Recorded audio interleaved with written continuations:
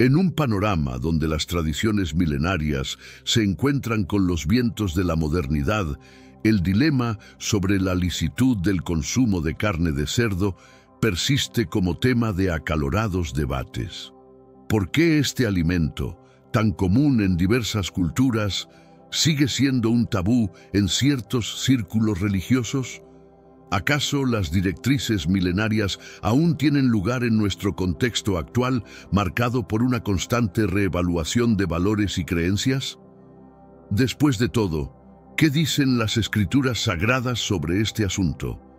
Levítico 11, 7-8 explica la prohibición para el pueblo de Israel, clasificando al cerdo como un animal impuro. Pero, ¿deberían aplicarse estas instrucciones de manera universal o son específicas para un contexto cultural y espiritual definido? Y más importante aún, ¿cómo se adaptan o resisten estas normas al paso del tiempo y a las transformaciones sociales? Frente a estas preguntas, somos llevados a un viaje de descubrimiento y comprensión. A medida que avanzamos, exploraremos las implicaciones de esta prohibición y los argumentos teológicos que sostienen o desafían la relevancia de la misma en nuestra era. Al delinear esta trayectoria, invitamos a cada lector a reflexionar sobre cómo las prácticas alimentarias se entrelazan con la fe y moldean la identidad espiritual a lo largo de los siglos. Esta exploración nos obliga a reconsiderar las leyes ancestrales bajo la luz del entendimiento contemporáneo de la gracia divina. El debate en torno a la carne de cerdo no es solo sobre pureza ritual, sino sobre cómo interpretamos la libertad y la redención en un mundo en constante evolución. En cada paso de este recorrido, desafiaremos nuestras propias concepciones y buscaremos un entendimiento más profundo de nuestra relación con lo divino. Con cada exploración de este tema, surge una invitación a dialogar y reflexionar sobre cómo las prácticas alimenticias se conectan con nuestra espiritualidad. Estamos ante un punto de inflexión que nos invita a cuestionar y a la vez a encontrar un espacio para la gracia en nuestras elecciones dietéticas, redefiniendo lo que significa vivir conforme a los principios bíblicos en un mundo en constante cambio. El libro de Levítico se presenta como un manual detallado de santidad y comportamiento para el pueblo de Israel, estableciendo normas que delinean claramente lo puro de lo impuro. En Levítico 11, se nos introduce a una lista exhaustiva de animales permitidos y prohibidos, donde el cerdo se destaca por su característica particular. Aunque tiene pezuña dividida, no rumia, esto lo cataloga como impuro, un animal que no debe ser consumido ni tocado tras su muerte. Levítico 11, 7-8. Esta distinción no era meramente dietética, sino profundamente simbólica, reflejando un llamado a la separación y a la identidad distinta del pueblo de Dios frente a las naciones circundantes. Estas leyes alimentarias servían como un recordatorio constante de la consagración y del compromiso de Israel con las instrucciones divinas, inculcando una disciplina de pureza que iba más allá de lo físico para adentrarse en lo espiritual. Sin embargo, el significado de estas restricciones va más allá de la salud o la higiene. Se trata de un tejido complejo de implicaciones culturales, espirituales y éticas que moldeaban la vida diaria y la fe del antiguo Israel. Este sistema de leyes creaba una barrera simbólica contra la asimilación cultural y religiosa, preservando la identidad única del pueblo elegido por Dios. A medida que avanzamos en el tiempo y contexto, es crucial interrogarnos sobre la relevancia de estas leyes en nuestra vida actual. ¿Son estos mandatos alimenticios eternos o estaban destinados a un propósito y tiempo específicos? Esta pregunta nos guía a través de un camino de exploración que desembocará en las enseñanzas del Nuevo Testamento, donde los conceptos de pureza y prohibición son revisados y transformados por la vida y obra de Jesucristo. Con la llegada de Jesús, se introduce un nuevo paradigma en la interpretación de la ley. En el corazón de su ministerio, Jesús desafió muchas de las normas judías establecidas, incluyendo las dietéticas. En Marcos 7:18-19, Él aclara que lo que entra al hombre desde fuera no puede contaminarlo, porque no va al corazón sino al estómago y luego al retrete, declarando así todos los alimentos puros. Este acto no solo libera los alimentos de su carga ritual de impureza, sino que también reorienta el foco de la pureza desde lo externo hacia lo interno. La enseñanza de Jesús va más allá de la simple permisividad, cuestiona la base misma de la tradición religiosa que priorizaba las normas externas sobre la ética del corazón. Él enfatiza que la verdadera impureza no proviene de las sustancias consumidas, sino de las actitudes y acciones que brotan del corazón humano, como se expresa en Marcos 7:21-23, donde enumera las verdaderas fuentes de contaminación que incluyen la malicia, el engaño y la envidia. Este enfoque revolucionario no fue inmediatamente aceptado y provocó significativas tensiones con las autoridades religiosas de la época, quienes veían en sus palabras una amenaza para la estructura y pureza tradicional de la fe. Sin embargo, para sus seguidores, ofreció una libertad renovada y una comprensión más profunda de la ley que iba más allá de la literalidad hacia el espíritu de la ley misma. A través de este nuevo lente, Jesús no solo reformó la percepción de las leyes dietéticas, sino que redefinió el concepto mismo de santidad, orientándola hacia una relación más auténtica y amorosa con Dios y con el prójimo. Su mensaje resuena a través de los siglos, desafiándonos a examinar nuestras propias prácticas y creencias en busca de una fe que no se mide por lo externo, sino por la calidad de nuestro corazón y nuestro amor. El apóstol Pedro experimenta una visión reveladora que marca un punto de inflexión en la comprensión cristiana de las leyes dietéticas. En Hechos 10:11-15, Pedro ve descender del cielo un gran lienzo lleno de animales que la ley judía consideraba impuros.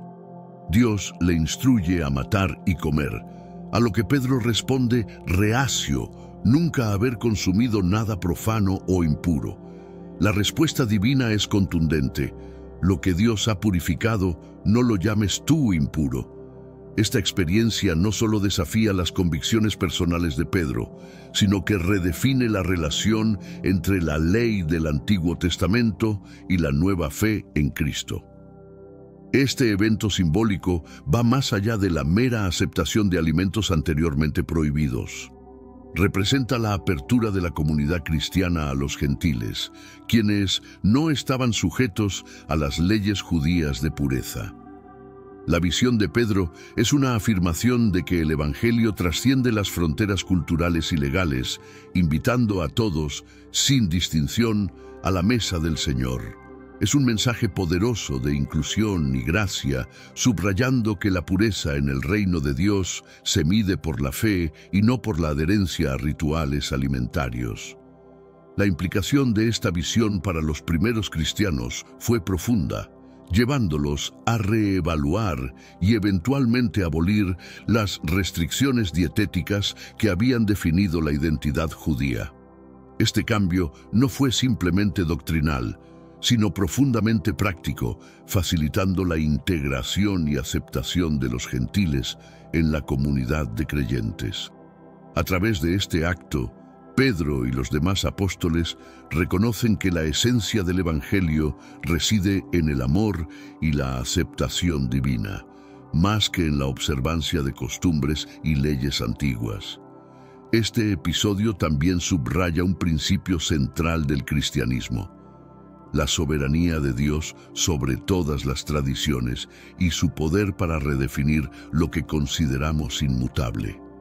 Pedro, Al compartir esta visión con la comunidad cristiana, no solo informa sobre una nueva dieta permitida, sino que también predica una inclusividad que rompe barreras, mostrando que el propósito divino es reunir a todas las naciones bajo una nueva alianza de fe y gracia.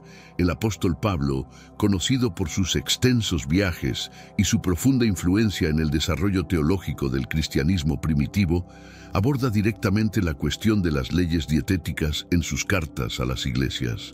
En Romanos 14:14, declara convencido en el Señor Jesús que nada es inmundo en sí mismo, enfatizando que la impureza de un alimento depende de la percepción y la conciencia del individuo.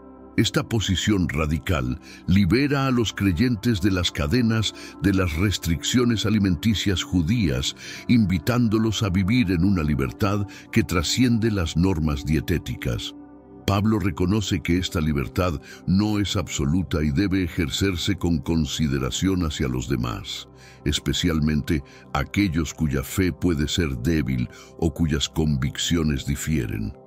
En 1 Corintios 8, aborda la problemática de la carne sacrificada a ídolos, un tema candente en la iglesia primitiva.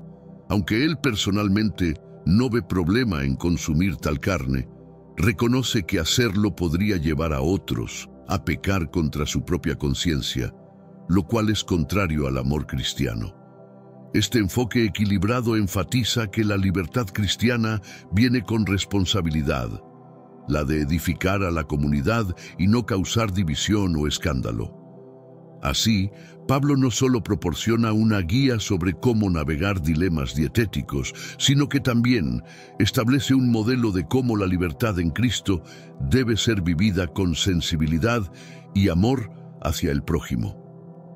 Su enseñanza invita a los creyentes a evaluar no solo qué es lícito, sino también qué es beneficioso y constructivo para la comunidad de fe. A través de estos textos, Pablo articula una visión de la dieta cristiana que es radicalmente inclusiva y adaptada a la diversidad de la Iglesia global.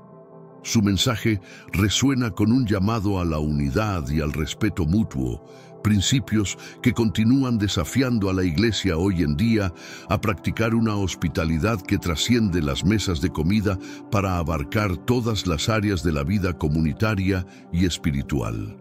Hermanos míos, estamos viviendo los últimos días en esta tierra. Quiero recalcar que ya todas las profecías se están cumpliendo y se acerca el momento del fin. Te pregunto ahora, si hoy fuera el día del rapto de la Iglesia, ¿estás preparado? Decidí lanzar para ustedes mi libro digital Caminos de la Revelación, descifrando la Biblia por completo. Es exclusivo de nuestro canal y ya ha ayudado a miles de personas en todo el mundo a prepararse para este gran día. Sumérgete ahora mismo en las profundidades de Palabra de Dios y prepárate para este gran día descargando este material que enriquecerá tu vida espiritual. No pierdas el tiempo. Haz clic en el enlace disponible en el primer comentario fijado y descarga de inmediato. Las unidades son limitadas, por lo que es crucial actuar. Ahora, para asegurar el acceso a este poderoso material, hazlo ahora antes de que se acaben las unidades. En la sociedad contemporánea, donde la diversidad cultural y religiosa es más visible, las antiguas leyes dietéticas del Levítico invitan a una reflexión sobre su relevancia actual. ¿Qué lugar ocupan estos mandamientos en la vida de un cristiano moderno? Inicialmente, las restricciones sobre la carne de cerdo servían como un símbolo de la distinción y la consagración del pueblo de Israel. Este simbolismo ayudaba a fortalecer la identidad colectiva frente a otras culturas y prácticas religiosas. Pero antes, comparte este video con alguien a quien aprecias. Nuestra misión más grande en la tierra es difundir la palabra del Señor. ¿Sabías que muchas personas carecen de conocimientos por falta de contenido adecuado? Envíalo a ese grupo de WhatsApp o públicalo en Facebook. Estoy seguro de que no te arrepentirás. Y si te gustan videos como este, comenta abajo "Quiero más". Así sabré si realmente lo disfrutas y definitivamente traeré contenido nuevo similar. Volviendo al tema principal, en el contexto del Nuevo Testamento y la enseñanza de Jesús y los apóstoles, vemos un desplazamiento del énfasis de la pureza externa a una pureza interna del corazón y el espíritu.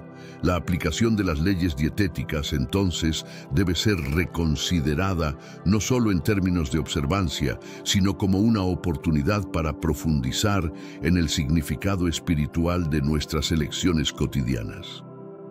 ¿Cómo nuestras decisiones alimentarias reflejan nuestra fe y nuestros valores? Este enfoque nos lleva a considerar la intención detrás de nuestras acciones. Las leyes dadas a Israel no eran arbitrarias, sino que tenían como fin enseñar principios de disciplina, salud y santidad. Hoy, estas enseñanzas pueden inspirarnos a adoptar hábitos que promuevan no solo nuestra salud física, sino también nuestra integridad espiritual. La comida, en este sentido, se convierte en más que sustento. Es una expresión de nuestra devoción y respeto por la creación de Dios. En última instancia, la pregunta sobre adherir o no a estas leyes nos lleva a un examen más profundo de nuestra relación con Dios y con los demás. En una era de libertad cristiana, las decisiones sobre la alimentación pueden ser vistas como personales y contextuales, siempre que se tomen con conciencia y consideración hacia aquellos que podrían ser afectados por nuestras elecciones. Este enfoque refleja un maduro entendimiento de la libertad que nos ha sido conferida bajo la nueva alianza establecida por Cristo. En el Antiguo Testamento, la prohibición de comer carne de cerdo se enmarca dentro de un sistema más amplio de leyes dietéticas que probablemente tenían también un propósito higiénico. En un tiempo sin los avances de la medicina moderna, ciertos alimentos podían representar un riesgo de enfermedades. La carne de cerdo, particularmente, era susceptible a parásitos y enfermedades como la triquinosis, lo que hacía prudente su prohibición en el contexto sanitario de la época. Además de las consideraciones de salud, estas leyes también simbolizaban una pureza ritual necesaria para la interacción con lo sagrado. La obediencia a estas normas reflejaba una sumisión al orden establecido por Dios, que cuidaba tanto del bienestar físico como espiritual de su pueblo. Así, las restricciones alimentarias servían como un constante recordatorio de la soberanía y providencia divinas. Con el advenimiento de nuevas condiciones sanitarias y el entendimiento de que la purificación ritual no depende de la dieta, el cristiano moderno puede reevaluar estas prácticas. Pablo en 1 Timoteo 4:4-5 afirma que todo lo creado por Dios es bueno, y nada es de rechazar si se recibe con acción de gracias. Esto subraya que, bajo la gracia divina, ninguna comida es intrínsecamente impura. Este cambio de perspectiva no desacredita la sabiduría de las leyes mosaicas sobre la alimentación, sino que invita a los creyentes a entender que la santidad se alcanza no por lo que comemos, sino por cómo vivimos nuestra fe en relación con Dios y con los demás. La libertad en Cristo permite una elección consciente basada en el conocimiento y la gratitud, más que en el temor a la impureza. Las leyes alimentarias del Antiguo Testamento no solo funcionaban a nivel práctico o higiénico, llevaban un profundo simbolismo que reforzaba la identidad y la separación del pueblo de Israel de sus vecinos. Estas normas eran una manifestación física de un compromiso espiritual, marcando a los israelitas como un pueblo apartado para Dios. La dieta se convirtió en un acto diario de fe y obediencia, una práctica de santidad que delineaba claramente los límites de la comunidad. Este simbolismo se extendía más allá de la mera alimentación, influenciando aspectos de la vida social y religiosa, y reforzando la narrativa de un pueblo elegido y consagrado. En este contexto, la comida no era solo nutrición, sino un elemento integrante de la alianza con Dios, cargado de significado espiritual y comunitario.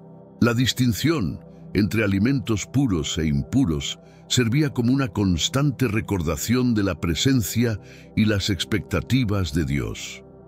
En el Nuevo Testamento, Jesús y los apóstoles desafían y expanden este simbolismo. A través de sus enseñanzas y acciones, enfatizan que la verdadera pureza no está dictada por lo externo, como la comida o las tradiciones, sino por el corazón y las acciones del individuo. Esta redefinición no minimiza la importancia del Antiguo Testamento, sino que recalca la necesidad de entender estas prácticas dentro de un marco más amplio de fe y relación con Dios. Este enfoque permite a los creyentes de hoy en día reflexionar sobre cómo las prácticas dietéticas y otras observancias externas pueden servir para fortalecer la fe y la comunidad, siempre que no se conviertan en barreras para la inclusión y la gracia. La alimentación consciente y respetuosa puede ser una expresión moderna de santidad y testimonio, sin la rigidez de las prohibiciones antiguas. La llegada del Nuevo Testamento trae consigo una revolución en la forma en que se entienden y aplican las leyes del Antiguo Testamento. Esta transición, evidenciada en las enseñanzas y acciones de Jesús, se centra en una interpretación más profunda y espiritual de la ley, enfocada en la gracia y la redención más que en la adherencia literal a normas y rituales.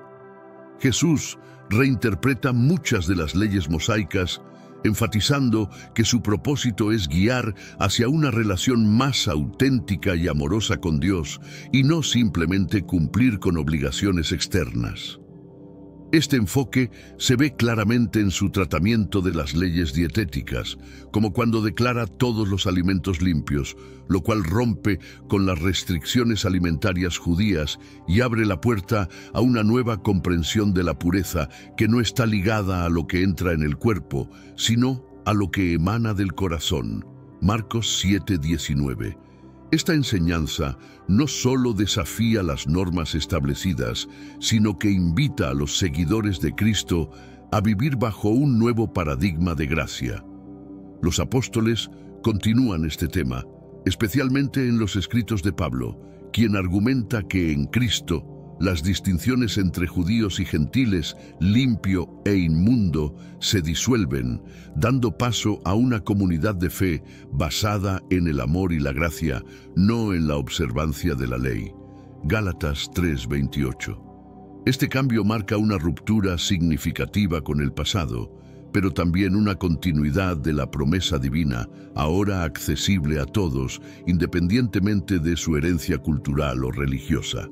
Esta evolución teológica refleja un desarrollo natural de la revelación divina, donde lo que una vez sirvió para preparar y preservar, ahora se transforma para incluir y redimir. La nueva alianza, sellada por la sangre de Cristo, invita a todos a la mesa, sin precondiciones basadas en la dieta o la pureza ceremonial, enfocándose en cambio en la pureza del alma y la unidad de la Iglesia. El desafío de interpretar las Escrituras en un contexto moderno requiere un equilibrio entre respeto por la tradición y adaptabilidad a las circunstancias contemporáneas.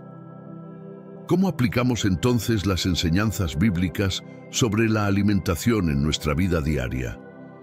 Esta tarea no es solo teológica, sino profundamente práctica, pues afecta cómo vivimos nuestra fe en el día a día. La interpretación contemporánea de las restricciones alimenticias bíblicas nos lleva a considerar no solo el texto, sino también el contexto en el que vivimos. En la era actual, donde la información y las culturas se entrelazan como nunca antes, entender y aplicar las enseñanzas sobre la alimentación requiere una comprensión holística de nuestra fe y cómo se relaciona con nuestras prácticas diarias. El primer paso es distinguir entre las leyes diseñadas específicamente para un contexto histórico y cultural y los principios eternos que subyacen a esas leyes. Las prohibiciones dietéticas del Antiguo Testamento servían propósitos específicos en su tiempo, como mantener la distinción cultural y religiosa de Israel y proteger su salud. Hoy, en un contexto de libertad y gracia, debemos buscar el espíritu detrás de la ley, promover una vida santa, saludable y dedicada a Dios. En segundo lugar, la aplicación moderna de estas enseñanzas debe ser guiada por el amor y la consideración hacia los demás. Pablo insiste en que nuestra libertad no debe ser motivo de tropiezo para otros. Primera carta a los Corintios 8:9. En una comunidad global diversa, esto podría significar elegir prácticas alimenticias que no solo sean saludables para nosotros, sino también respetuosas con las creencias y prácticas de los demás. La alimentación se convierte entonces en un acto de comunión y hospitalidad, extendiendo la mesa de Cristo a todos. El respeto por la creación de Dios nos llama a considerar las implicaciones éticas y ambientales de nuestras elecciones alimenticias. La ética bíblica de la alimentación se extiende al cuidado de la creación, lo que incluye cómo los alimentos son producidos, procesados y distribuidos. La Biblia promueve una visión de mayordomía y respeto por la tierra. Génesis 2:15, lo cual es relevante para los debates actuales sobre sostenibilidad y justicia alimentaria. Finalmente, la enseñanza bíblica sobre la alimentación debe motivarnos a profundizar nuestra relación con Dios y fortalecer nuestra comunidad de fe. Al elegir alimentos y prácticas alimenticias, los creyentes tienen la oportunidad de vivir de manera que refleje los valores del reino de Dios: justicia, paz y alegría en el Espíritu Santo. Romanos 14:17. Esto implica tomar decisiones que no solo nutren nuestro cuerpo, sino también nuestra alma y nuestra comunidad. Esta comprensión nos lleva a una práctica de la fe que es dinámica y relevante para nuestro tiempo, manteniendo la riqueza de la tradición bíblica mientras se adapta a las necesidades y desafíos del mundo contemporáneo. La interpretación y aplicación de las leyes dietéticas bíblicas, por lo tanto, no son solo cuestiones de adherencia textual, sino de vivir una vida que testifique de la gracia y la misericordia de Dios en todas las áreas, incluyendo cómo y qué comemos. Tras el diluvio, se produce un cambio significativo en las directrices divinas sobre la alimentación. En Génesis 9:3, Dios le dice a Noé: «Todo lo que se mueve y vive os será para alimento, como las verduras verdes os he dado todo».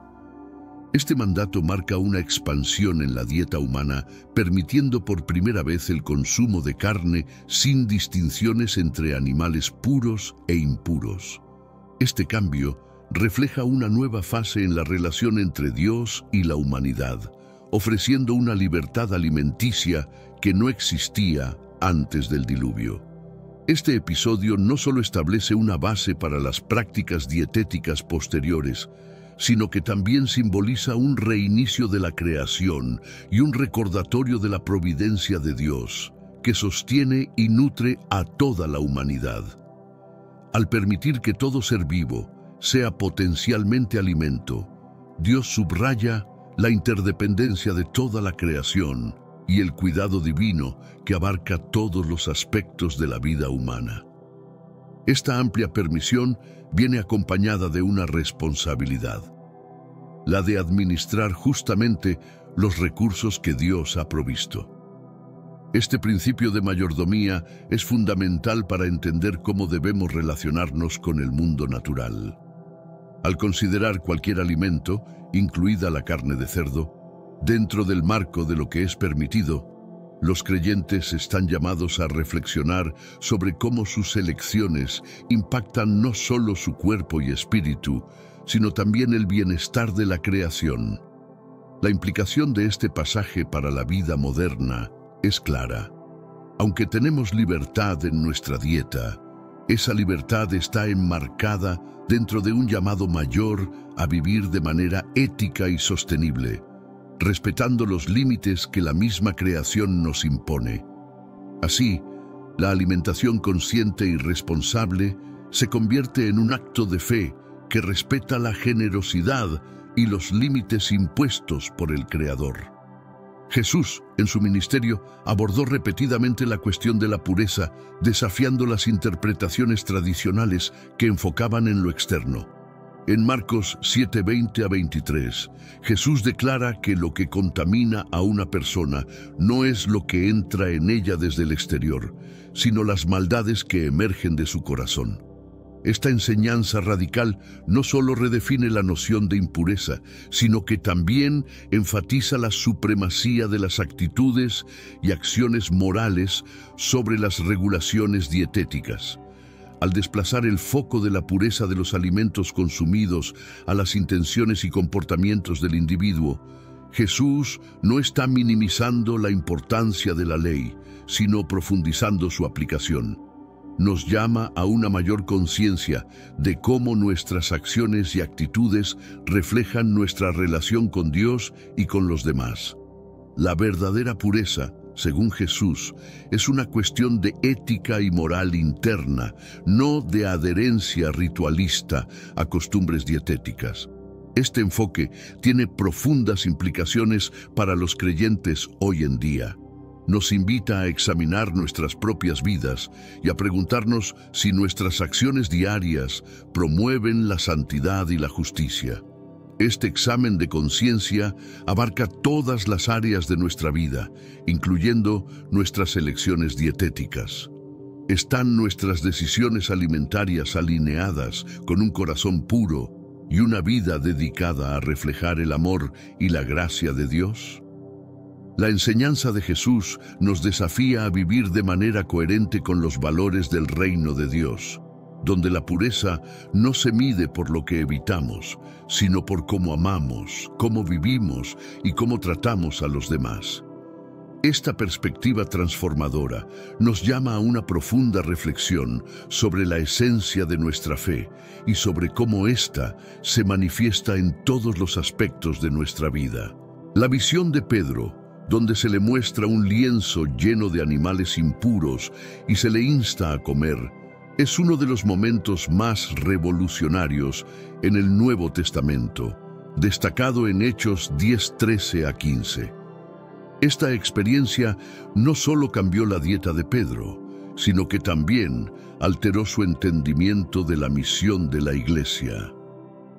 Al declarar Dios que no se debe llamar impuro a lo que Él ha purificado, se establece un nuevo paradigma para la inclusión en la comunidad de creyentes. Este acto simbólico de comer animales impuros representa una ruptura con las tradiciones judías y una apertura hacia los gentiles, quienes no seguían las leyes dietéticas judías. La visión de Pedro subraya que la pureza y la impureza no están determinadas por normas dietéticas, sino por la gracia divina que abraza a todas las personas sin distinción. Esta inclusión radical redefine las fronteras de la comunidad de fe, extendiendo la mesa del Señor a todos los rincones del mundo, independientemente de sus antecedentes culturales o religiosos.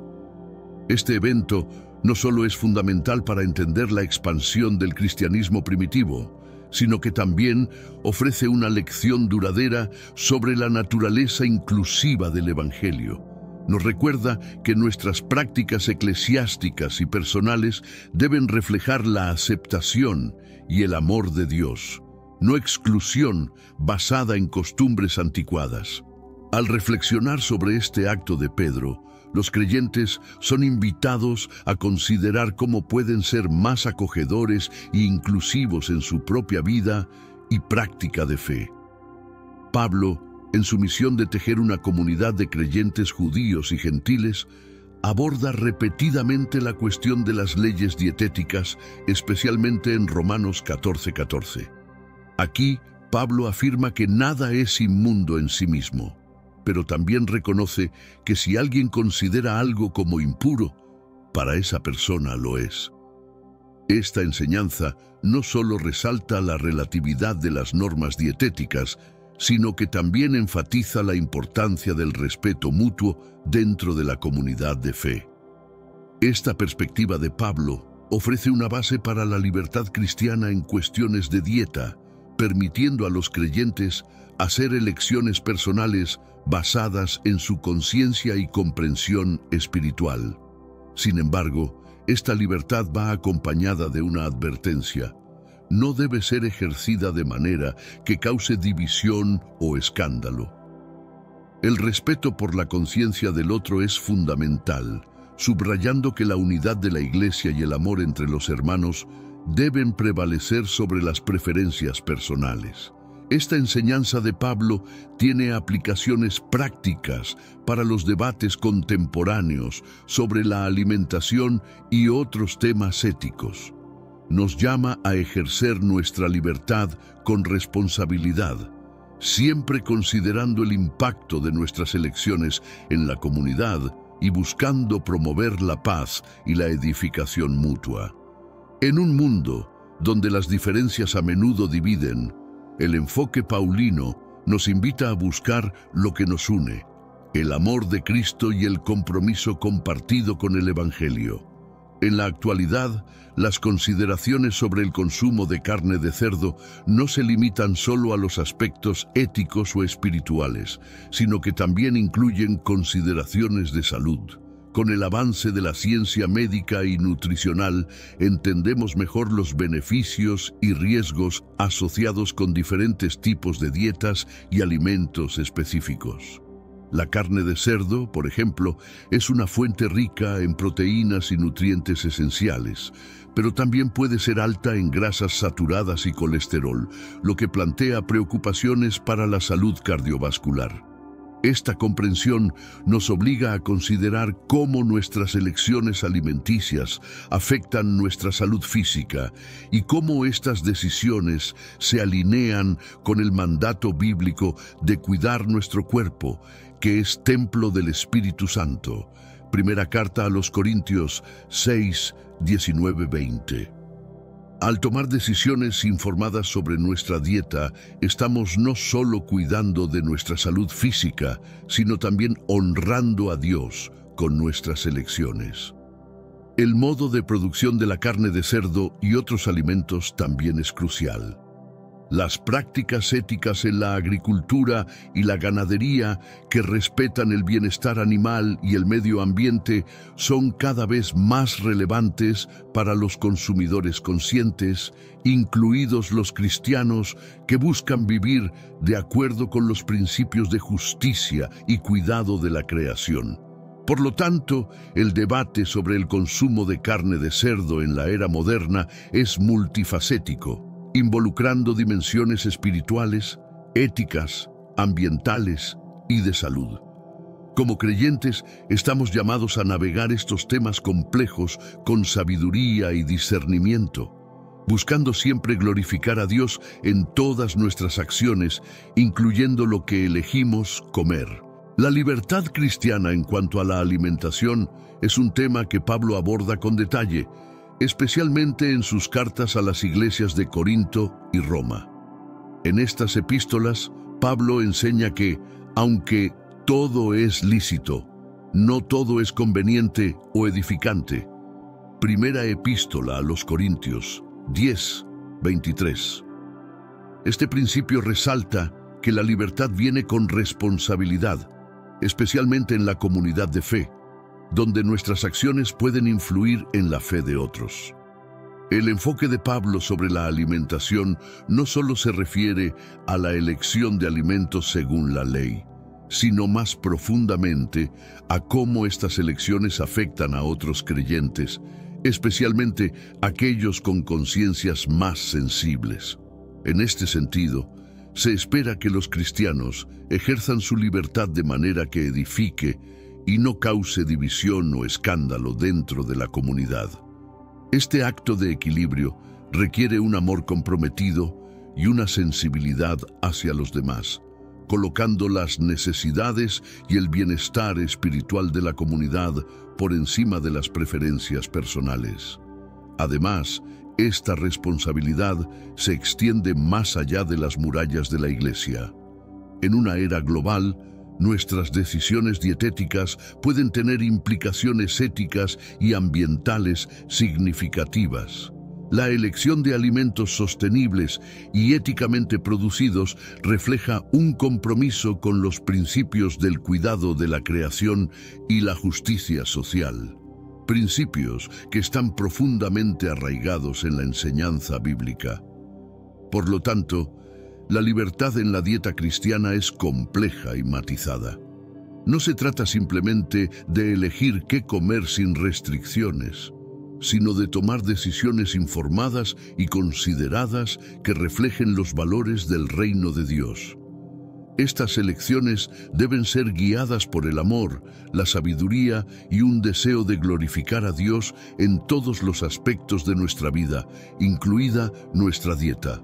La enseñanza bíblica de que el cuerpo es el templo del Espíritu Santo, primera carta a los Corintios 6, 19 a 20, tiene profundas implicaciones para cómo los cristianos consideran su salud y alimentación.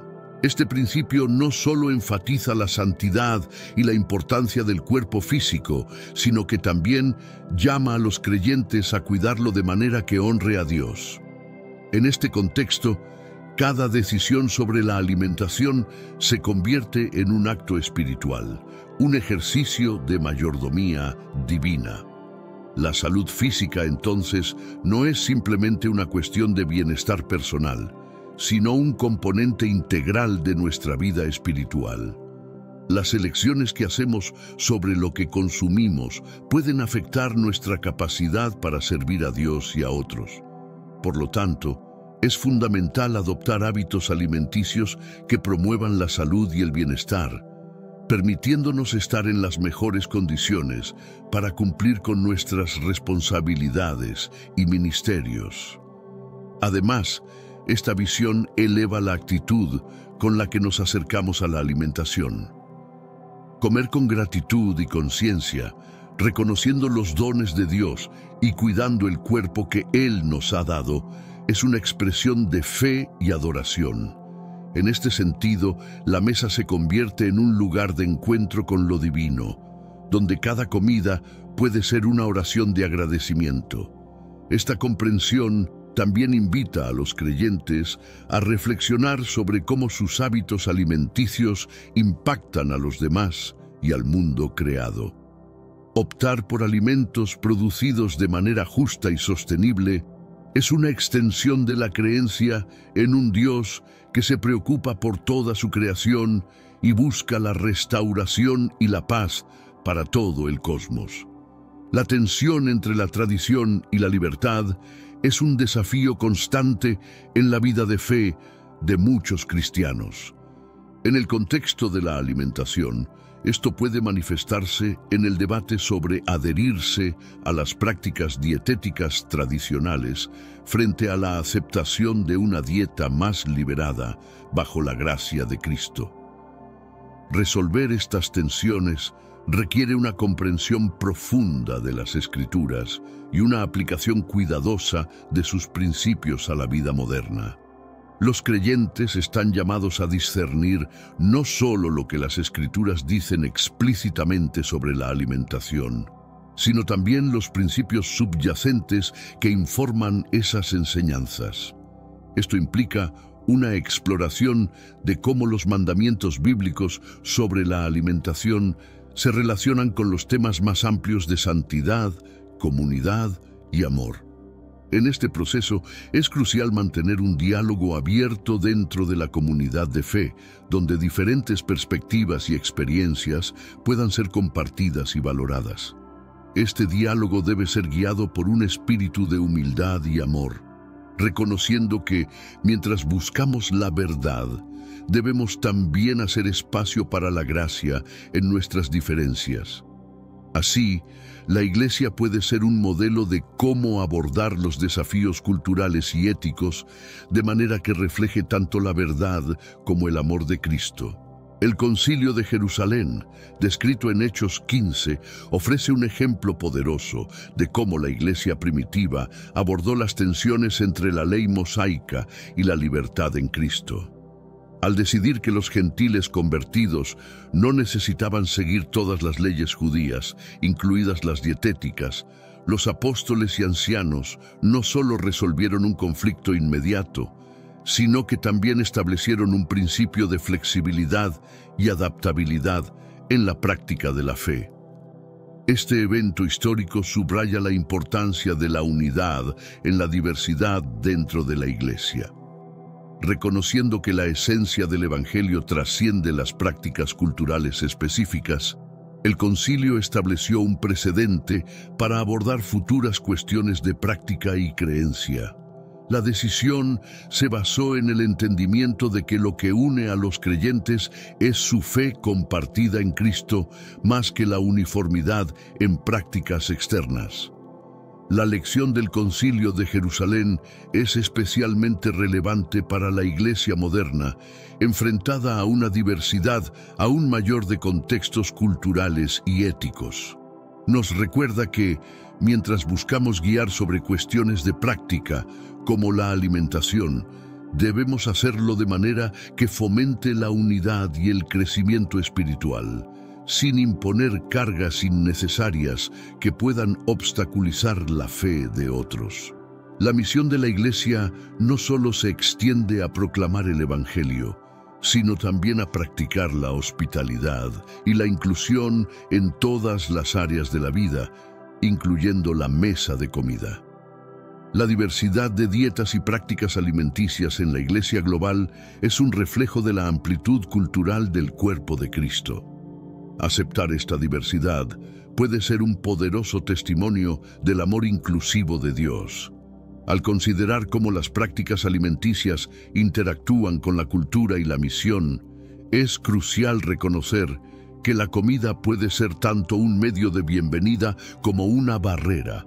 Las elecciones sobre qué servir en eventos comunitarios o cómo observar comidas compartidas deben hacerse con sensibilidad y respeto por las diversas tradiciones y restricciones dietéticas dentro de la comunidad.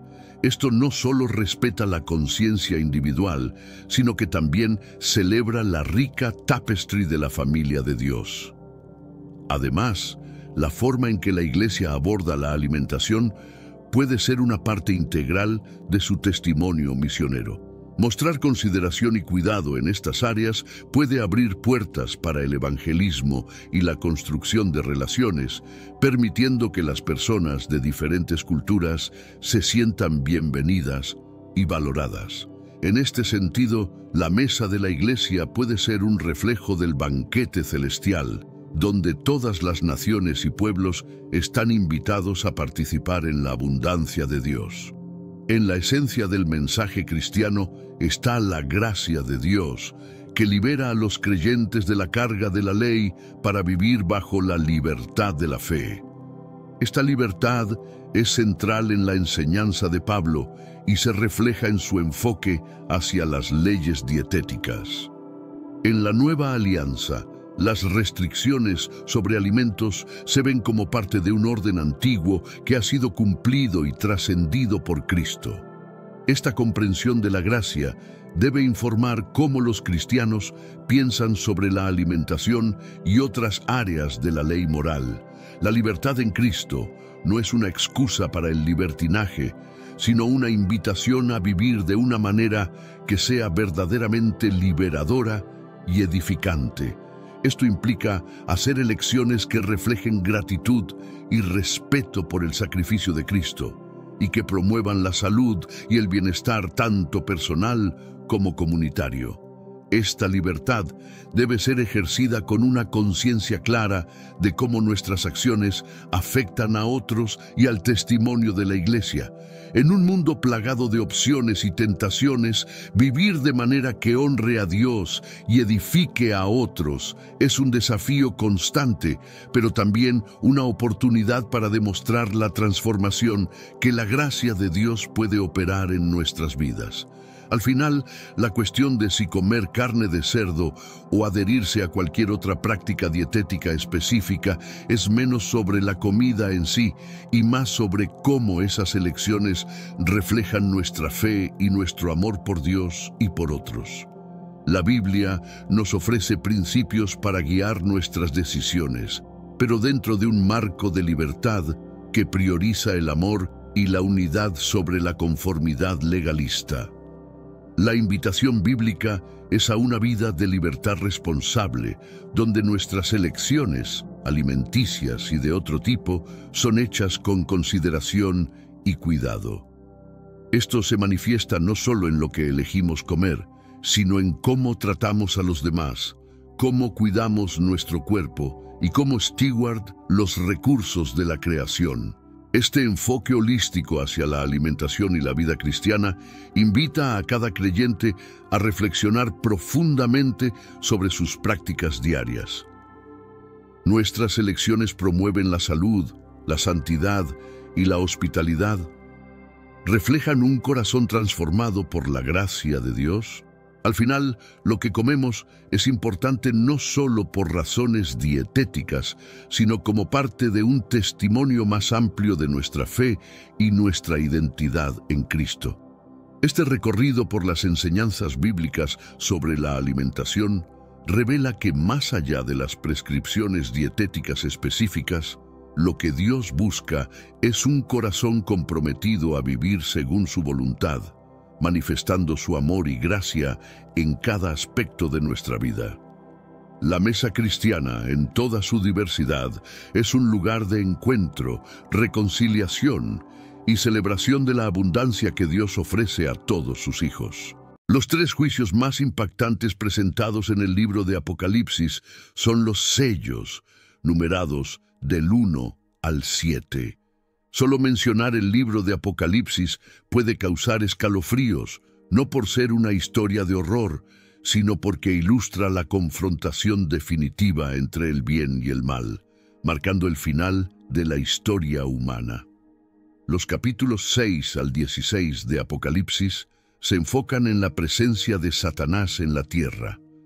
Este segmento en particular es considerado el núcleo del libro, y puede resultar difícil de entender y aplicar en la práctica. Desafortunadamente, ahora entramos en la parte más sombría. La situación se deteriorará significativamente antes de que se vea alguna mejora. Pero es reconfortante saber que lo representado en estos capítulos es lo peor que puede ocurrir, aunque esto mismo ya es bastante inquietante. Los 7 sellos son parte de los juicios finales de Dios. El capítulo 6 de Apocalipsis, versículos 1 al 17, describe estos sellos. La acción comienza en el capítulo 5 de Apocalipsis, con la búsqueda de alguien en el cielo y en la tierra, que sea digno de romper los sellos y abrir el pergamino. La importancia del pergamino es evidente, ya que en él se encuentra escrito el plan divino para concluir la era de la historia terrenal en la que vivimos. Los 7 sellos en el cielo, según la visión de Juan, aseguran un pergamino. A medida que se rompe cada sello, se libera un nuevo juicio en el mundo. Los juicios de las trompetas y los de las copas siguen a los juicios de los sellos. La búsqueda de alguien digno de abrir el pergamino celestial en Apocalipsis 5 es el preludio a la apertura de los 7 sellos. Juan escribe que vio en la mano derecha de aquel que estaba sentado en el trono un pergamino escrito por ambos lados y sellado con 7 sellos. Este pergamino contiene los juicios de Dios. Nadie fue considerado digno de romper los sellos y desbloquear el pergamino, lo que entristeció a Juan, ya que si el pergamino no se abre, el mal no será juzgado y seguirá afectando la tierra. Mientras Juan llora por el pergamino sin abrir y los 7 sellos intactos, recibe una noticia maravillosa. El león de la tribu de Judá, la raíz de David, ha triunfado. Él es capaz de abrir los sellos. Estos 7 sellos son una representación de Jesucristo, el Cordero sacrificado, que también es el león del juicio. Mientras Jesús toma el pergamino para abrir los sellos y pronunciar juicio sobre el mundo incrédulo, los seres celestiales lo glorifican con un nuevo cántico. En Apocalipsis capítulo 5, versículo 9, cantan un nuevo cántico de gloriosa redención, diciendo: «Digno y merecedor eres de tomar el pergamino y de romper sus sellos, porque fuiste sacrificado». Con la sabiduría de su sangre, Jesús compró personas para Dios de toda tribu, lengua, pueblo y nación, convirtiéndolos en un reino de sacerdotes para servir a nuestro Dios y reinar en la tierra. Así lo dice Juan en el capítulo 5, versículo 22 del Apocalipsis. Porque el Padre no juzga a nadie, sino que ha delegado todo juicio al Hijo, confiando plenamente en Él. El Cordero, Jesucristo, comienza a abrir los sellos en medio de la adoración que le es debida. Con cada sello que se rompe, el pergamino se desenrolla un poco más, revelando los juicios que Dios tiene reservados para el tiempo de tribulación. Los primeros 4 de los 7 sellos se abren uno tras otro, liberando a los llamados 4 jinetes del Apocalipsis, ya que los juicios se representan metafóricamente con un caballo y su jinete trayendo destrucción en su camino. El primer sello introduce al Anticristo, como se detalla en el capítulo 6 del Apocalipsis, versículos 1 y 2. Vi cuando el Cordero, Cristo, rompió uno de los 7 sellos del pergamino, iniciando los juicios, y oí a una de las 4 criaturas vivientes clamar con voz de trueno: «Ven». Miré, y vi un caballo blanco de victoria, y el que lo montaba llevaba un arco y le fue dada una corona, y salió venciendo y para vencer. Se pueden obtener varios detalles de la Biblia sobre su montura. Él cabalga un caballo blanco que simboliza la paz al inicio de la tribulación. El Anticristo aparecerá prometiendo paz mundial, pero pronto se revelará su verdadera naturaleza. Recibe una corona, señal de un gran poder, y avanza como un conquistador con un arco, simbolizando sus intenciones ocultas. El segundo sello desata una gran guerra en el mundo, representado por un jinete en un caballo rojo ardiente que empuña una espada enorme. Apocalipsis capítulo 6, versículos 3 y 4, nos cuenta: «Cuando el Cordero rompió el segundo sello, escuché a la segunda criatura viviente clamar: ven. Y apareció otro caballo rojo, símbolo de sangre y guerra, y al jinete se le dio el poder de quitar la paz de la tierra para que los hombres se masacraran entre sí, y se le dio una gran espada». El caballo rojo del segundo sello representa el caos y la violencia que siguen al periodo inicial de paz, marcando el inicio de la tribulación. El tercer sello conlleva hambruna. Al romperse el tercer sello, Juan ve un jinete en un caballo negro que lleva un juego de balanzas en la mano. Luego escucha una proclamación sobre la escasez de alimentos. Cuando el Cordero rompió el tercer sello, escuché a la tercera criatura viviente clamar: ven. Y vi un caballo negro, símbolo de hambruna, y el jinete tenía un par de balanzas en su mano. Oí algo como una voz que decía: 1/4 de trigo por 1 denario, y 3/4 de cebada por 1 denario, pero no dañes el aceite ni el vino. Finalmente, cuando se rompe el cuarto sello, Juan ve un caballo pálido. El nombre de su jinete es Muerte, y el Hades lo sigue. Como resultado del cuarto sello, una cuarta parte de la población mundial muere a causa de la guerra, el hambre y la peste, así como por las bestias salvajes. Apocalipsis capítulo 6, versículos 7 y 8 describe este momento. Cuando el Cordero rompió el cuarto sello, escuché la voz de la cuarta criatura viviente que clamaba: «¡Ven!».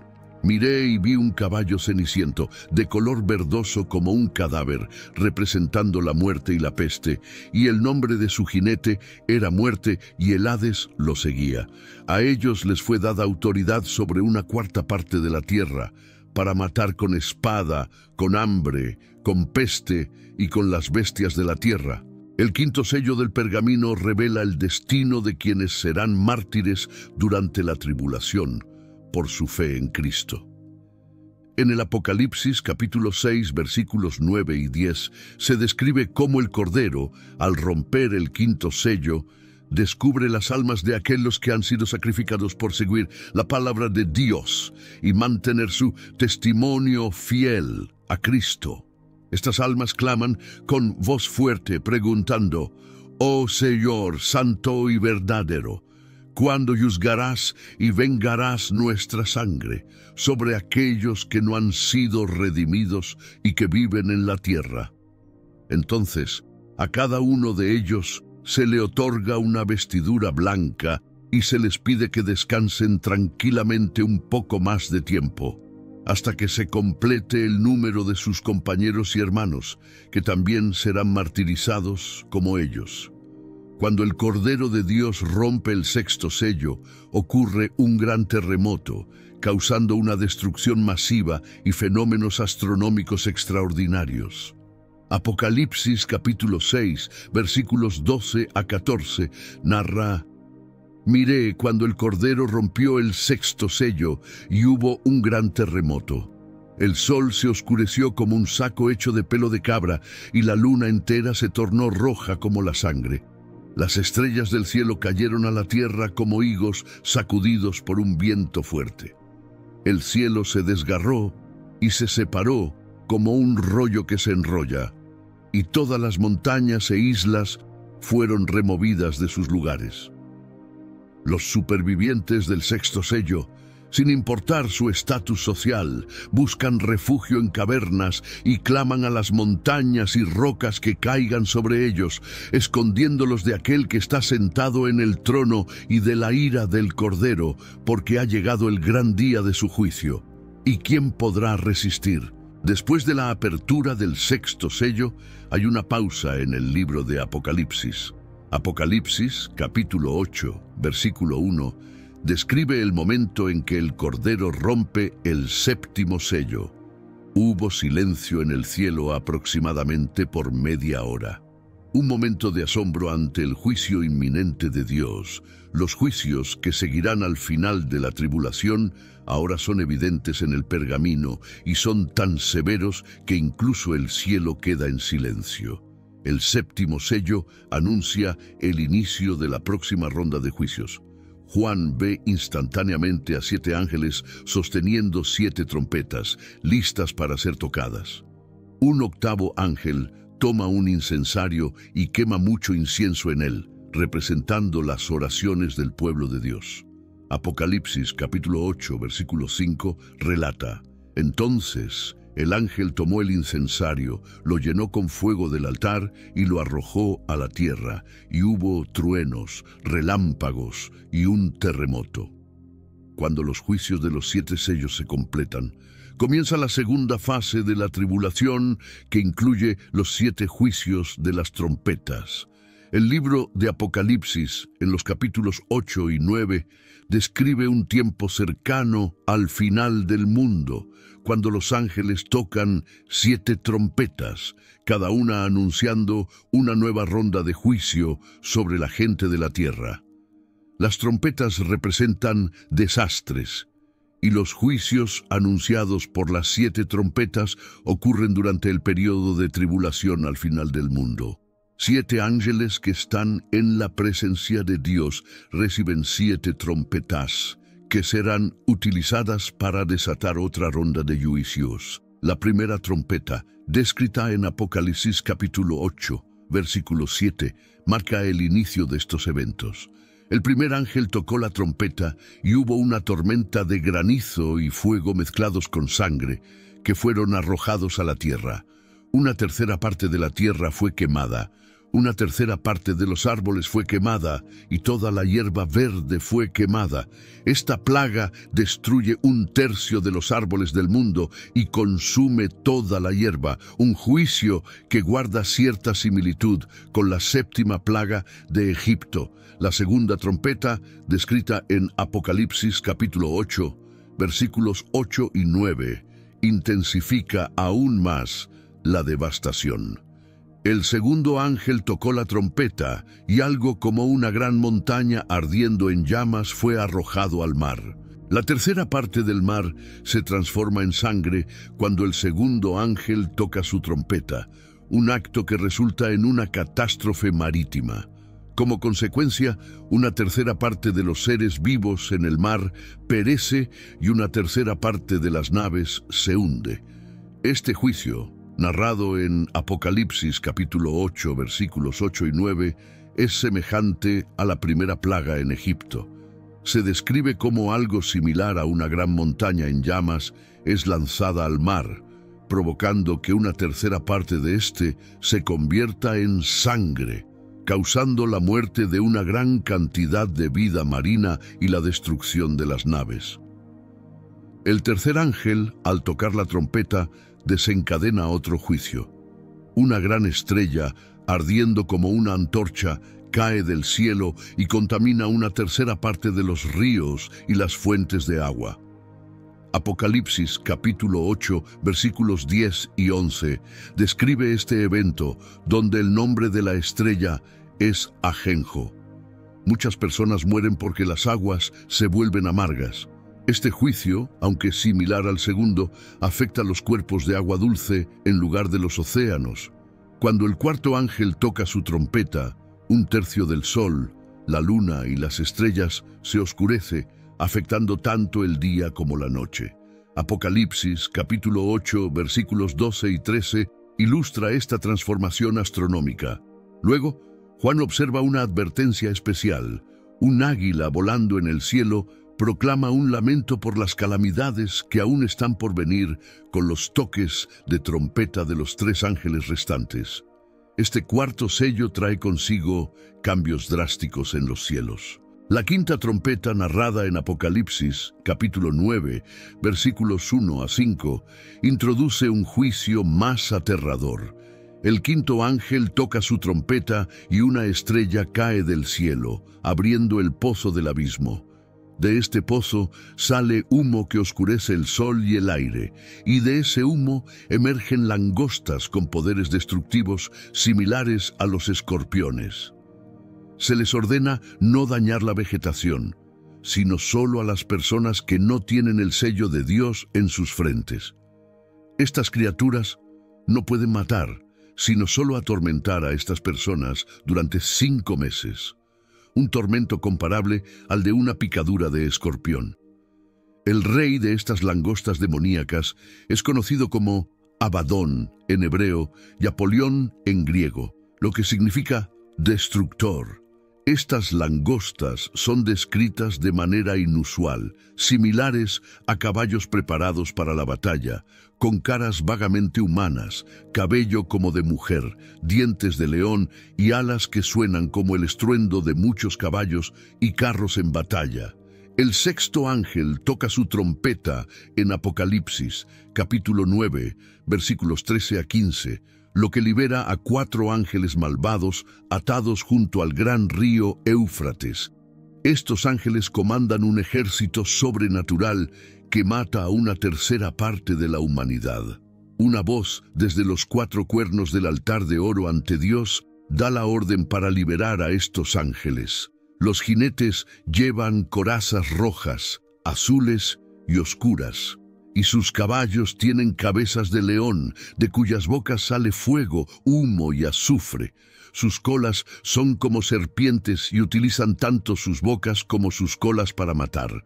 A pesar del horror de estas plagas, los supervivientes en la tierra se niegan a arrepentirse y continúan en su idolatría, asesinatos, hechicerías, inmoralidad sexual y robos. La séptima trompeta, también conocida como el tercer ay, se relata en Apocalipsis, capítulo 11, versículo 15.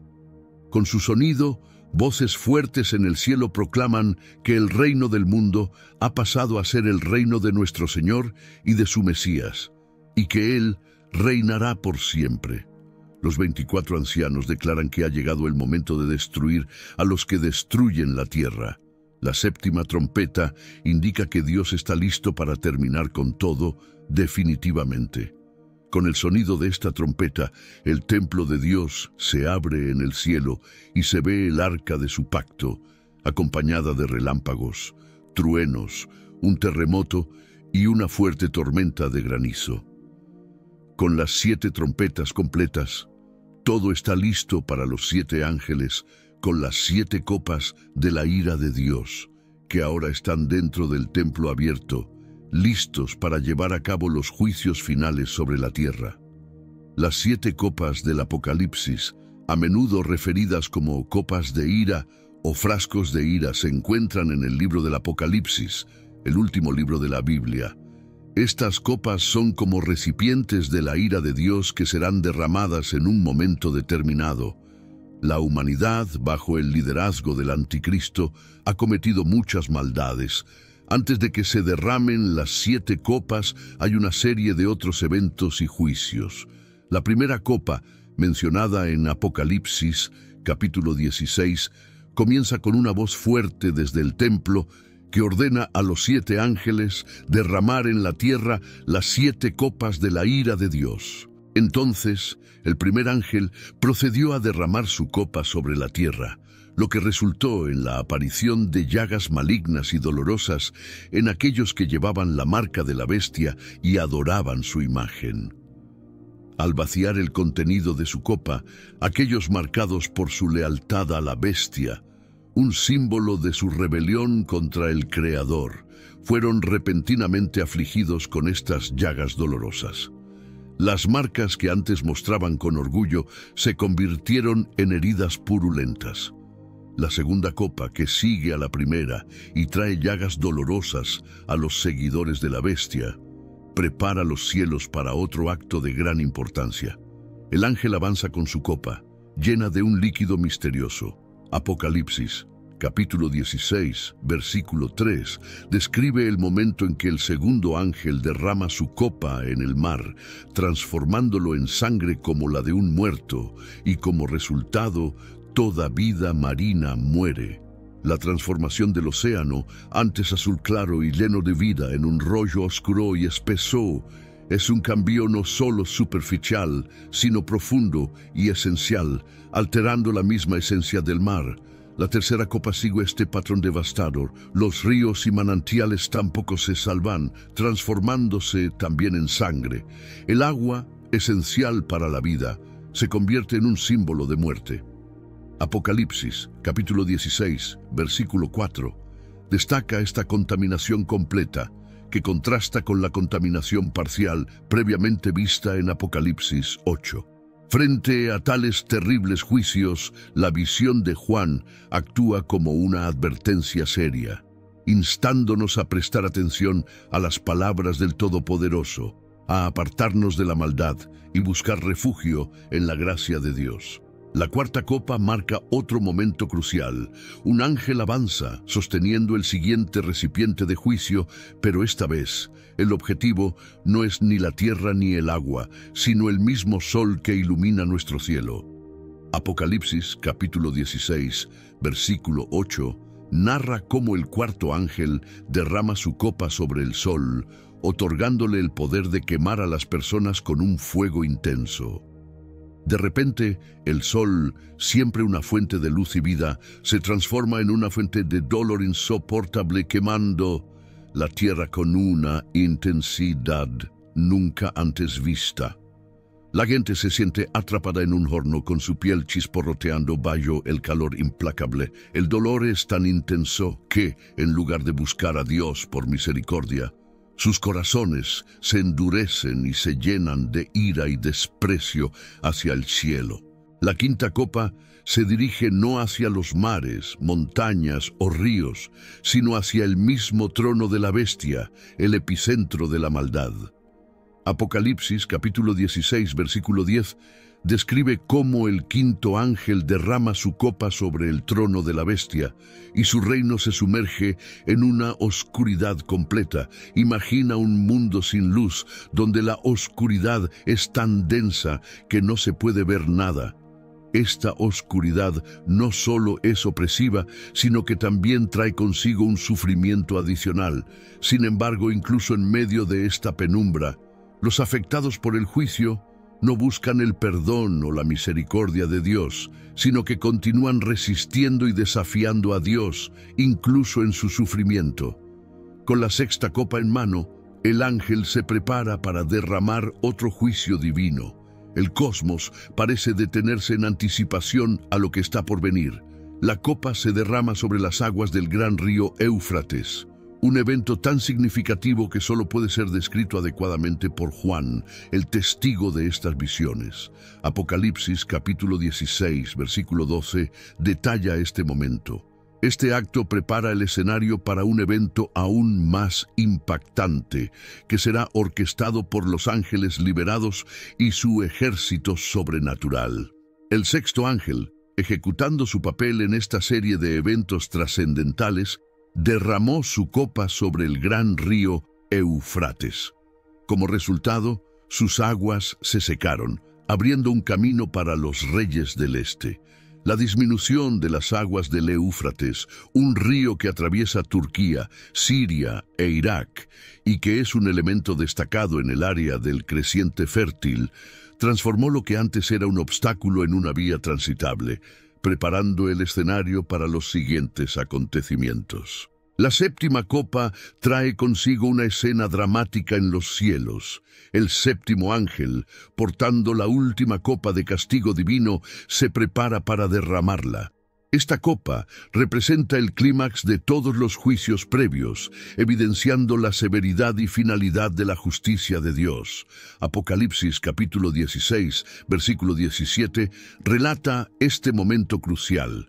El séptimo ángel derramó su copa sobre el aire y una voz poderosa salió del templo, desde el trono, diciendo: «Hecho está».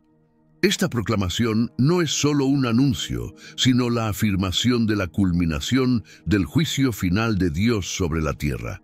Inmediatamente después, el cielo reacciona con intensidad, como se describe en Apocalipsis capítulo 16, versículo 18.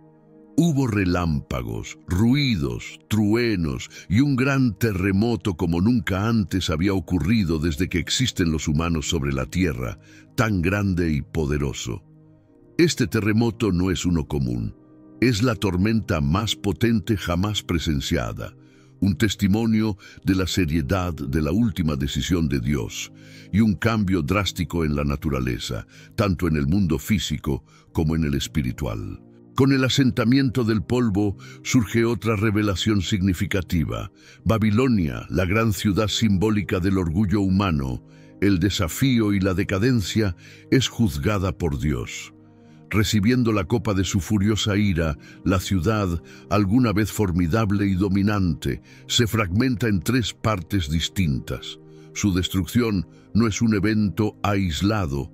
En todo el mundo, otras ciudades, pilares de la civilización humana, se desmoronan y colapsan en rápida sucesión. La grandeza de los logros humanos se reduce a ruinas. Este anuncio, proveniente del mismísimo trono, nos recuerda que no habrá más demora en la misericordia. Dios ha extendido su paciencia tanto como ha sido posible. Los sellos dieron paso a las trompetas a las copas, pero no habrá más juicio sobre la tierra después de esto. Está hecho. En estos juicios finales, Dios sacude la tierra con un tremendo terremoto. Frente a tal caos, uno podría preguntarse cómo reaccionó la humanidad. Idealmente se esperaría arrepentimiento o el reconocimiento de la mano divina en acción. Sin embargo, incluso ante la caída de enormes piedras de granizo desde el cielo, el espíritu humano permanece obstinado. En lugar de buscar perdón o comprensión, las personas blasfeman contra Dios, como se relata en Apocalipsis, capítulo 16, versículo 21. Grandes piedras de granizo, cada una del peso de un talento, cayeron del cielo sobre las personas, y las personas blasfemaron contra Dios. El sexto ángel, al derramar su copa sobre el gran río Éufrates, desencadena un cambio notable. Sus aguas se secan, abriendo un camino para los reyes del oriente. Este acto simbólico convierte lo que antes era una barrera natural en un sendero despejado. El río Éufrates, un vasto cuerpo de agua que atraviesa Turquía, Siria e Irak, y es un elemento crucial en la región del creciente fértil, tiene una importancia histórica y estratégica en la región de Oriente Medio. La séptima copa, portadora de un drama celestial, es sostenida por el séptimo ángel, listo para derramar el castigo final de Dios. Esta copa no es solo otra en la serie, sino que simboliza la culminación de todos los juicios anteriores, subrayando la severidad y finalidad de la justicia divina. Apocalipsis capítulo 16, versículo 17, ilustra este momento decisivo. El séptimo ángel derramó su copa sobre el aire, y una voz potente salió del templo desde el trono, diciendo: «Hecho está». Esta proclamación no es solo un anuncio, sino una confirmación de que el juicio final de Dios sobre la tierra ha concluido. A continuación, el cielo responde con fuerza, como se describe en Apocalipsis, capítulo 16, versículo 18. Hubo relámpagos, ruidos, truenos y un gran terremoto, el más grande y poderoso desde que existen los humanos sobre la tierra. Este terremoto, lejos de ser ordinario, es la tormenta más intensa que el mundo haya visto, evidenciando la seriedad de la decisión final de Dios. A medida que se asienta el polvo, se revela otro aspecto profundo.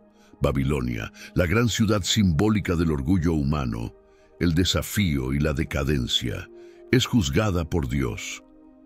Al recordar a Babilonia, Dios le entrega la copa de su ira. Esta ciudad, una vez formidable, ahora se fragmenta en tres partes distintas. Su destrucción no es un evento aislado.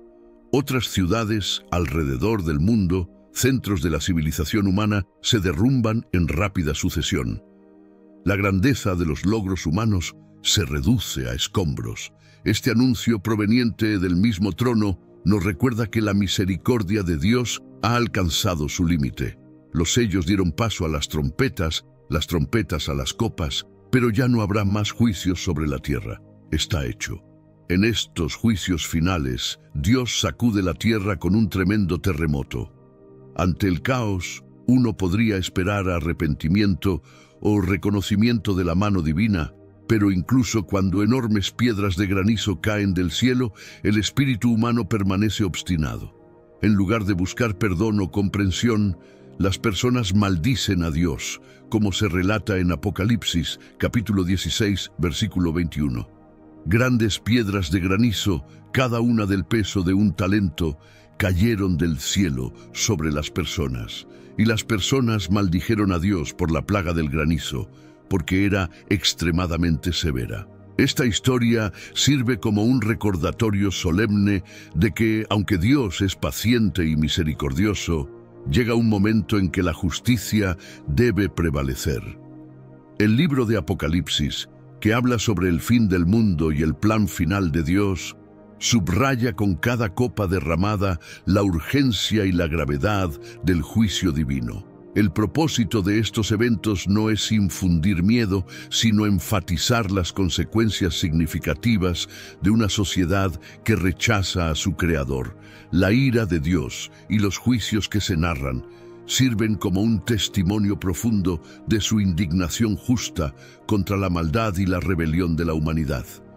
Con cada copa vertida, La tierra experimenta calamidades sin precedentes, desde llagas dolorosas, Apocalipsis 16:2, hasta el sol quemando la tierra con un calor intenso, Apocalipsis 16:8.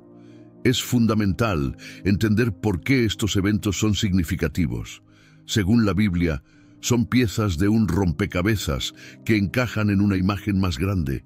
Son parte del gran plan de Dios y sirven como un recordatorio de que Él controla todo.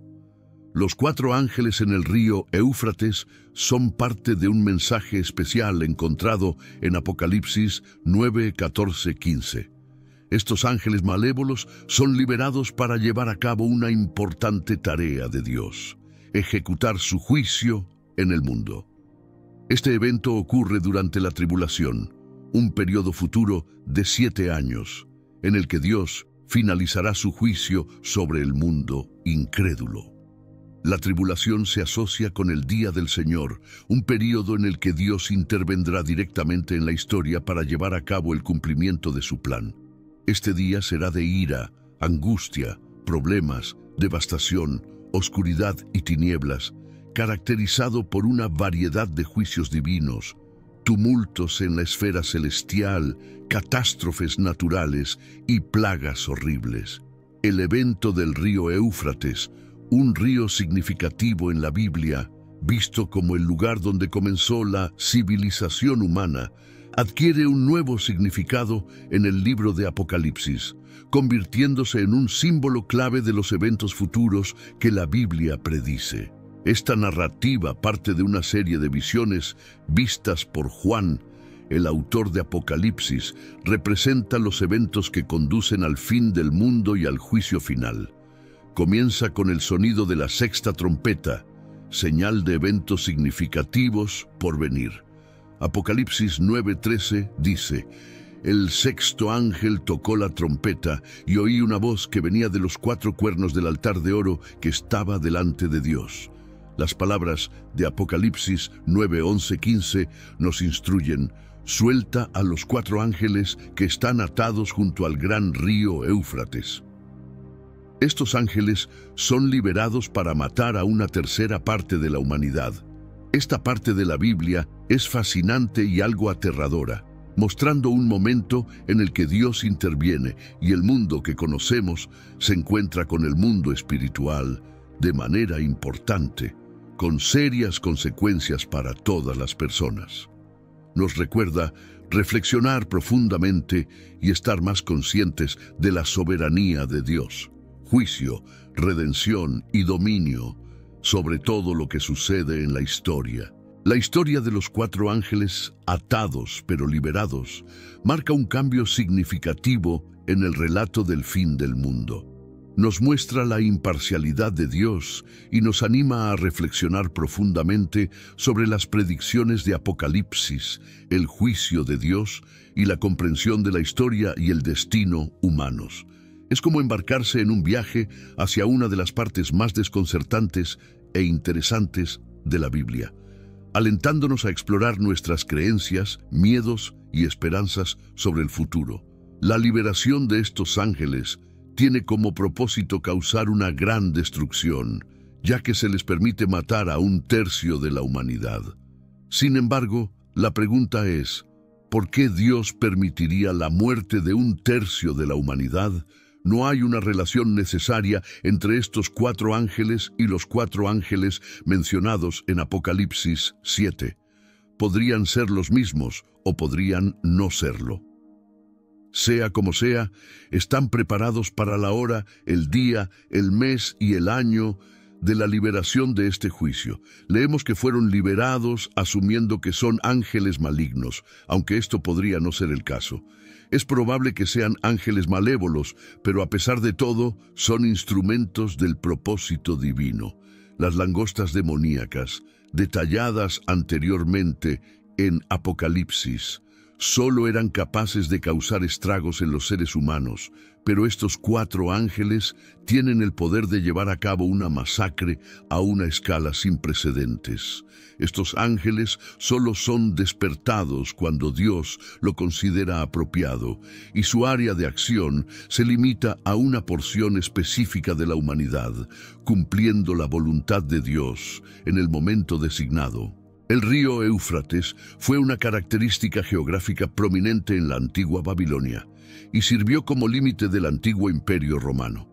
Además, el Éufrates está vinculado al primer pecado, Génesis 2, 10, 14, al primer asesinato, Génesis 4, 16, a la primera rebelión organizada contra Dios, Génesis 11, 1, 9, y a la primera confederación en la guerra, Génesis 14, 1. Estos eventos se encuentran en el libro de Génesis. La descripción del ejército liderado por estos ángeles se encuentra en Apocalipsis 9, 16, 19. El ejército de 200 millones de jinetes, mencionado en la visión de Juan, simboliza un poder bélico de magnitud inimaginable. Esta cifra, que podría interpretarse como una representación de un ejército vasto y sobrenatural, sugiere un despliegue de fuerzas más allá de cualquier experiencia humana conocida. Estos jinetes portan corazas de colores vivos, evocando imágenes de fuego, jacinto y azufre, mientras que los caballos, con aspecto leonino, escupen fuego, humo y azufre ardiente, una representación de destrucción y terror. La naturaleza dual de su poder, manifestada en bocas y colas de serpiente, indica una capacidad para infligir daño, tanto de manera directa como insidiosa. Al considerar el número de 200 millones, surge la cuestión de si es un número literal o simbólico. Si bien podría ser una exageración para enfatizar la enormidad del ejército, también podría señalar la magnitud de la amenaza que representa. Esta descripción grotesca podría verse como un intento de Yuan de representar los horrores de la guerra en un contexto que trasciende su comprensión. La aparición de este ejército podría simbolizar el auge de una guerra catastrófica, tal vez utilizando la maquinaria de guerra moderna, o incluso representar un ejército demoníaco en un sentido más espiritual y sobrenatural. A pesar de la aparición de señales y milagros abrumadores, la mayoría de la humanidad no muestra signos de arrepentimiento. Esta persistencia en la adoración de ídolos, tanto consciente como inconscientemente, refleja una desconexión profunda con lo divino. La capacidad de la humanidad para volver a la normalidad después de catástrofes revela una tendencia a ignorar las lecciones divinas, particularmente aquellas presentadas en forma de juicio. La lista de pecados, asesinatos, hechicerías, inmoralidad sexual y robos resalta la decadencia moral de la sociedad contemporánea. Estos pecados, omnipresentes en nuestra era, son un recordatorio de los peligros de alejarse de los caminos divinos. La referencia a los demonios en este contexto apunta a una conexión con ángeles caídos o seres malignos, cuya misión es llevar a cabo la destrucción. Estos demonios, descritos en el Nuevo Testamento como seres que conocen y temen a Jesús, personifican las fuerzas espirituales malignas en oposición a Dios y a la humanidad. Su papel en el Apocalipsis subraya la gravedad de los tiempos finales y las consecuencias de la rebelión contra Dios. Los 4 ángeles del río Éufrates, liberados para desatar una devastación sin precedentes, simbolizan un punto de inflexión crucial en la narrativa del fin del mundo. Estos ángeles, posiblemente ángeles caídos o seres demoníacos, llevan a cabo un juicio divino que es parte integral de la profecía apocalíptica. Esta sección del Apocalipsis no solo ilustra las consecuencias de alejarse de Dios, sino que también enfatiza la necesidad de arrepentimiento y reconciliación con lo divino. La conexión de estos eventos con otras profecías y temas bíblicos, como las descritas en el libro de Daniel, subraya la consistencia del tema del juicio divino en la Biblia. Estas profecías, llenas de símbolos y representaciones de imperios y su caída, son parte de una narrativa más amplia que describe el juicio final de Dios y el destino de la humanidad.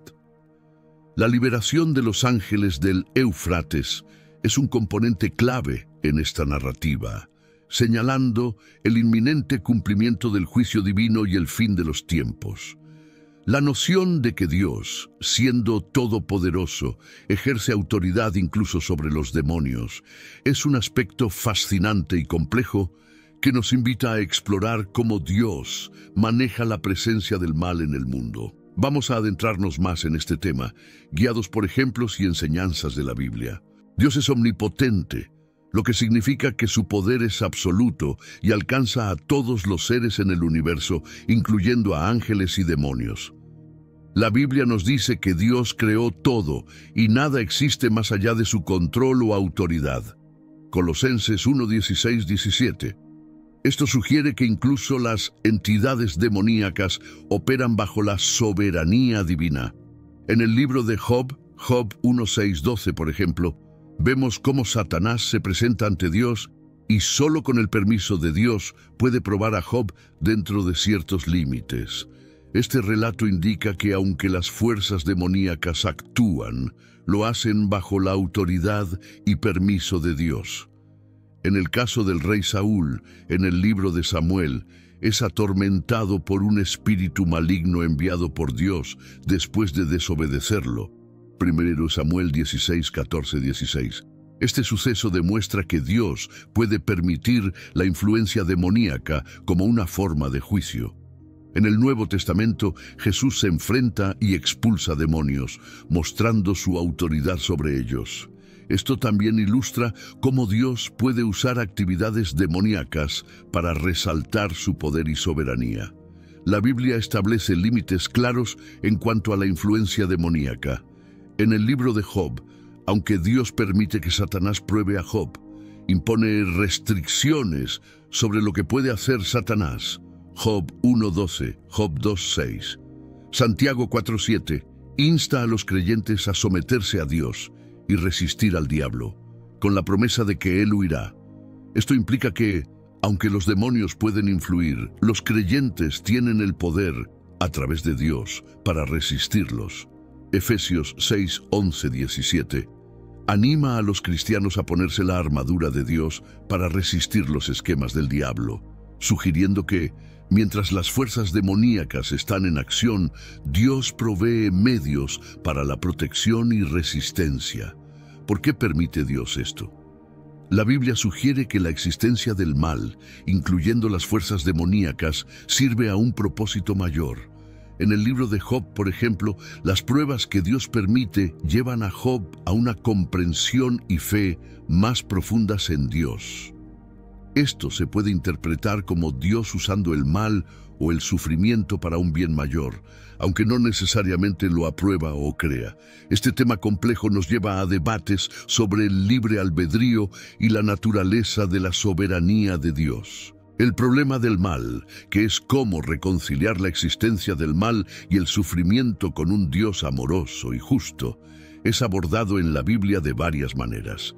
Romanos 8:28, por ejemplo, dice que Dios interviene en todas las cosas para el bien de quienes le aman y han sido llamados según su propósito, sugiriendo que Dios puede transformar el mal o sufrimiento en bien. Además, el concepto del libre albedrío, evidenciado desde Génesis, nos muestra que Dios permite a sus criaturas tomar decisiones, incluso cuando éstas pueden llevar al mal o al sufrimiento. En resumen, aunque las fuerzas demoníacas existen y actúan en el mundo, la Biblia enfatiza que operan bajo el dominio de Dios y están sujetas a su autoridad suprema. La historia de Adán y Eva en el libro de Génesis no solo revela el origen de la humanidad, sino que también ilustra un principio fundamental. Las elecciones humanas tienen consecuencias profundas. A través de su decisión de desobedecer a Dios, Adán y Eva introdujeron el mal y el sufrimiento en el mundo, estableciendo un patrón que se repite a lo largo de las Escrituras. Este principio, que resalta la responsabilidad humana frente al mal, se encuentra tejido en el tejido mismo de la narrativa bíblica y se manifiesta de diversas formas en sus historias y enseñanzas. Por ejemplo, la historia de Caín y Abel, los hijos de Adán y Eva, también refleja cómo las decisiones personales pueden llevar a consecuencias devastadoras. La elección de Caín de ceder a la envidia y el odio resultó en el primer asesinato registrado, una tragedia directamente vinculada a su decisión personal. Esta temática de la responsabilidad humana y las consecuencias de nuestras acciones se extiende hasta la visión de Juan sobre los 4 ángeles en el río Éufrates, tal como se describe en el libro de Apocalipsis. Los ángeles, cada uno con un rol específico y crucial, simbolizan la manifestación de la justicia divina en respuesta a las acciones humanas a lo largo de la historia. Su misión, lejos de ser arbitraria, es una respuesta a la acumulación de decisiones humanas que se desvían de los caminos de Dios. La intensidad de esta parte de la revelación de Juan subraya no solo la seriedad de las decisiones divinas, sino también la importancia de la responsabilidad humana en el gran esquema de la historia. Estos ángeles no actúan en un vacío. Su intervención es una consecuencia directa del curso de la historia humana, moldeada por innumerables elecciones y caminos tomados. Esta narrativa nos recuerda que, aunque Dios es soberano y omnipotente, permite que nuestras decisiones tengan un impacto real y significativo. En cierto modo, los ángeles en el río Éufrates son ejecutores de la justicia divina, actuando en un mundo moldeado y afectado por las acciones humanas. Por lo tanto, la historia de Adán y Eva, junto con la visión de los 4 ángeles, nos invita a reflexionar sobre nuestro papel en la historia, la importancia de nuestras decisiones y cómo éstas influyen en nuestro entorno y en el plan divino. Nos anima a considerar cómo nuestras acciones, individuales y colectivas, pueden desencadenar eventos y respuestas en el ámbito espiritual, y cómo cada elección que hacemos contribuye al tejido más amplio de la historia que Dios está escribiendo. Al analizar esta historia, es vital considerar el simbolismo del río Éufrates. Tradicionalmente, este río ha sido visto como una frontera entre naciones y a menudo se le asocia con conflictos y guerras. La liberación de los ángeles simboliza un periodo de grandes cambios y caos, un tema recurrente en el Apocalipsis. Reflexionar sobre este pasaje nos lleva a enfrentarnos al misterio y la profundidad del plan de Dios, tal como se revela en las Escrituras. La visión de los 4 ángeles actúa como un recordatorio de la omnipotencia y soberanía de Dios, reafirmando que Él está al mando, incluso de las fuerzas más poderosas del universo. Esta narrativa nos invita a reflexionar sobre temas más amplios, como el juicio divino, la redención y el triunfo final del bien sobre el mal. Se convierte en un llamado a la introspección personal sobre nuestras vidas y nuestro lugar en el plan divino. Como se menciona en Apocalipsis 13:9, si alguno tiene oído, oiga. Es una invitación a escuchar, comprender y responder a las verdades profundas de la palabra de Dios. Los 4 ángeles en el río Éufrates no son solo una historia del pasado, es un mensaje vivo y relevante para nosotros hoy. Nos alienta a seguir aprendiendo y estudiando la Biblia con atención para entender mejor sus enseñanzas y encontrar orientación en nuestra vida diaria. Seamos ávidos en aprender más y fortalezcamos nuestra fe. Oremos con mayor profundidad. Padre Celestial, en nuestra reflexión sobre los 4 ángeles en el río Éufrates, nos presentamos ante ti, con corazones llenos de humildad y espíritus abiertos a tu sabiduría. Estos ángeles, custodios en un lugar tan crucial en la historia de la humanidad, nos recuerdan tu omnipotencia y tu continua presencia en cada paso de nuestro camino, en cada decisión crucial y en el incesante fluir de nuestra vida cotidiana. Señor, te pedimos que nos guíes en este viaje terrenal, lleno de momentos de alegría y desafíos, de claridad y confusión. Ilumina nuestro entendimiento para reconocer y abrazar tu voluntad en todas las circunstancias, especialmente en aquellas situaciones que nos parezcan nuevas o desconocidas. Otórganos la sabiduría para discernir y la valentía para seguir tu camino con determinación y amor. Bendícenos, Señor, con una fortaleza que nos sostenga en tiempos de incertidumbre y prueba, tal como los 4 ángeles se mantuvieron inquebrantables junto al Éufrates. Que nuestra fe sea inamovible y nuestro compromiso contigo sea inquebrantable, independientemente de las tormentas que podamos enfrentar. Otórganos, oh Dios, una paz que sobrepase todo entendimiento, la paz de saber que estás siempre con nosotros, en cada decisión, en cada cambio, en cada desafío. Que tu presencia nos fortalezca y nos guíe, y que la visión de los ángeles sea una fuente constante de inspiración, recordándonos tu amor eterno y tu poder redentor. Te pedimos, Señor, que nos llenes de compasión y amor hacia los demás, reflejando tu bondad en nuestras acciones y palabras. Que seamos instrumentos de tu paz y tu gracia, llevando luz donde haya oscuridad, esperanza donde haya desesperación y consuelo donde haya dolor. Padre, te rogamos que nos ayudes a ser ejemplos vivientes de tu amor y tu verdad, en un mundo que a menudo parece olvidado de tu presencia. Ayúdanos a ser faros de fe y fuentes de inspiración para aquellos que nos rodean, viviendo vidas que honren y glorifiquen tu nombre. Finalmente, te agradecemos por tu amor incondicional, tu misericordia y tu gracia infinita. Que nos mantengamos firmes en nuestra fe, arraigados en tu palabra, y que siempre busquemos tu rostro en cada aspecto de nuestras vidas. En el nombre sagrado de Jesús, oramos. Amén. Hemos descubierto cómo nuestras decisiones tienen un impacto significativo en el curso de la historia y en el cumplimiento del plan divino.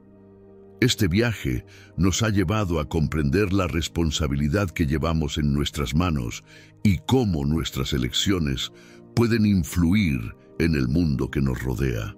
Si este viaje a través de las páginas de la Biblia y la reflexión sobre el poder de nuestras decisiones te ha inspirado o provocado alguna pregunta, te invito a participar activamente en nuestra comunidad. Suscríbete al canal para no perderte futuros videos donde exploraremos más historias y enseñanzas fascinantes.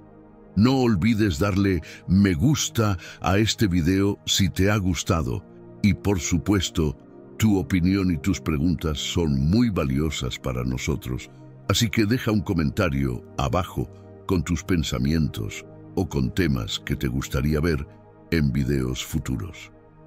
Cada comentario, like y suscripción nos ayuda a crecer y a continuar trayendo contenido significativo y enriquecedor. Juntos podemos seguir explorando las riquezas de la fe, la historia y la espiritualidad. Gracias por ser parte de esta jornada de descubrimiento y reflexión.